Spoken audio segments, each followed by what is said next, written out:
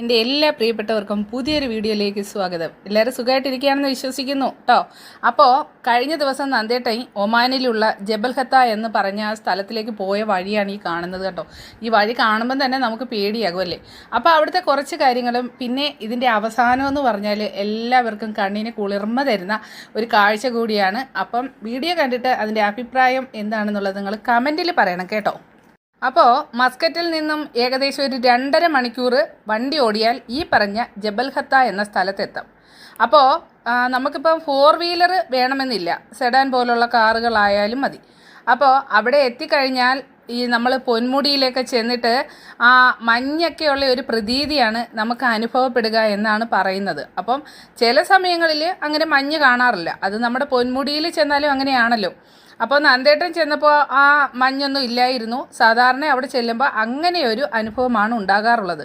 അതുപോലെ തന്നെ ധാരാളം ഫാമിലികൾ ഇങ്ങനെ എൻജോയ് ചെയ്യാനായിട്ട് ഈ മലമുകളിൽ എത്താറുണ്ട്.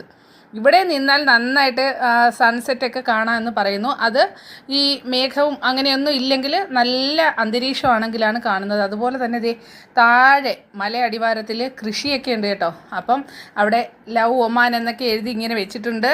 അതുപോലെ തന്നെയാണ് അഡ്വഞ്ചർ ഇഷ്ടപ്പെടുന്നവർക്കും അതേപോലെ പ്രകൃതി ഭംഗി ആസ്വദിക്കുന്നവർക്കും ഈ സ്ഥലം വളരെ നല്ലതാണ്. അപ്പോൾ ഏറ്റവും വലിയ പ്രത്യേകത എന്ന് പറഞ്ഞാൽ എപ്പോഴും 20 ഡിഗ്രി സെൽഷ്യസിന് താഴെയായിരിക്കും ഇവിടുത്തെ ടെമ്പറേച്ചർ. അതുപോലെ തന്നെ ധാരാളം വില്ലേജേഴ്സ് ഈ മലയുടെ അടിവാരത്തുണ്ട് കേട്ടോ. അപ്പോൾ ഞാനില്ലാത്ത സമയത്ത് നന്ദേട്ട പോയതിൽ എനിക്ക് ചെറിയൊരു വിഷമമുണ്ട്. ദേ ആ മലയുടെ മുകളിൽ എത്തിയിട്ട് കണ്ടോ, അവിടെ നിന്ന് വീഡിയോ ഒക്കെ എടുത്തിട്ട് എനിക്ക് അയച്ചു തന്നൊക്കെയാണ്. അപ്പോൾ കൊള്ളാം അല്ലേ. പിന്നെയെന്ന് പറഞ്ഞാൽ ഇന്ന് വൈകുന്നേരം ഞാനും അദ്രിക്കുട്ടനും കൂടെ നമ്മുടെ ഇവിടെ അടുത്തുള്ള ശ്രീകൃഷ്ണസ്വാമി ക്ഷേത്രത്തിലേക്ക് പോയി കേട്ടോ. അപ്പോൾ ദീപാരാധന സമയമൊക്കെ ആവാറായിരുന്നു. അപ്പോൾ നമ്മൾ ഇങ്ങനെ ആ സ്റ്റെപ്പിൽ ഇങ്ങനെ പടവുകളിൽ ഇങ്ങനെ ഞാനും അദ്രിക്കുട്ടനും കൂടെ ഇരിക്കുകയാണ്. അപ്പോൾ താഴെ കാണുന്നത് ജലയക്ഷി എന്ന് പറയുന്ന ആ ഒരു ദേവിയുടെ അമ്പലമാണ്. അവിടെ ഒരു മനോഹരമായ കുളമുണ്ട് കേട്ടോ. അപ്പോൾ ആ കുളത്തിൽ ഞങ്ങളിങ്ങനെ ചെന്നപ്പോൾ കാണാൻ നിറയെ മീനുകൾ ഇങ്ങനെ കളിക്കുന്നുണ്ട്. അപ്പോൾ ഒരാമയും ഉണ്ട്.